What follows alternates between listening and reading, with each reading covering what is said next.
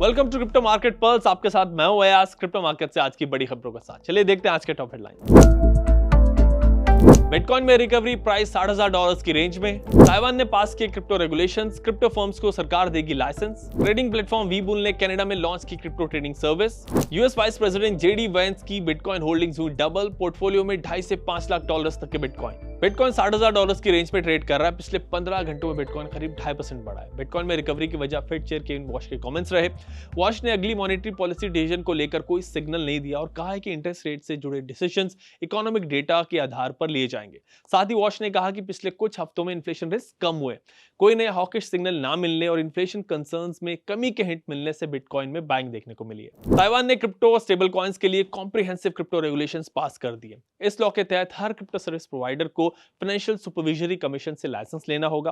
Taiwan में stable coin issue करने के लिए सेंट्रल बैंक और एफएससी दोनों का अप्रूवल जरूरी होगा। इशूअर को सफिशिएंट रिजर्व्स भी मेंटेन करने होंगे और रेगुलर ऑडिट्स कराने होंगे। ऑनलाइन ट्रेडिंग प्लेटफॉर्म वीबुल ने कनाडा में क्रिप्टो ट्रेडिंग सर्विस लॉन्च कर दी है। कैनेडियन इन्वेस्टर्स अब बिटकॉइन, इथेरियम समेत दूसरे क्रिप्टो में एक ही प्लेटफॉर्म से ट्रेड कर पाएंगे।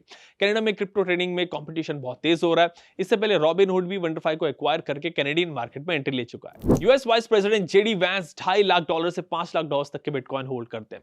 वैंस ने ये होल्डिंग्स अपनी फाइनेंशियल डिस्क्लोजर में डिस्क्लोज की है। 2022 में जब वैंस सीनेट कैंडिडेट थे तब उनकी बिटकॉइन होल्डिंग $1 लाख से $2.5 लाख के बीच थी, यानी अब उनकी बिटकॉइन होल्डिंग डबल हो गई। अब चेक करते हैं मार्केट में top gainers and top losers कौन से हैं।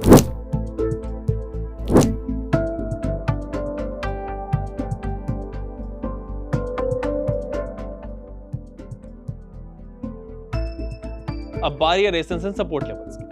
बिटकॉइन का रेजिस्टेंस लेवल $61,000 से $62,000 के बीच और सपोर्ट जोन है $58,300 से $59,300 के बीच। इथेरियम का रेजिस्टेंस जोन है $1,640 से $1,675 के बीच और सपोर्ट जोन है $1,560 से $1,590 के बीच। बीएनबी का रेजिस्टेंस जोन है $558 से $563 के बीच और सपोर्ट जोन है $538 से $543 के बीच। सोलाना का रेजिस्टेंस जोन है $79 से $80 के बीच और सपोर्ट जोन है $73 से $74 के बीच। एक्सआरपी का रेजिस्टेंस जोन है $1.07 से $1.08 के बीच और सपोर्ट जोन है $1.03 से $1.04 के बीच। अभी बिटकॉइन $60,000 के सपोर्ट जोन के पास है, मगर मॉनेटरी पॉलिसी पर अनसर्टेनिटी की वजह से मार्केट प्रेशर में कल फेड चेयर केविन वॉश ने कहा है कि पिछले कुछ हफ्तों में इन्फ्लेशन रिस्क कम हुए।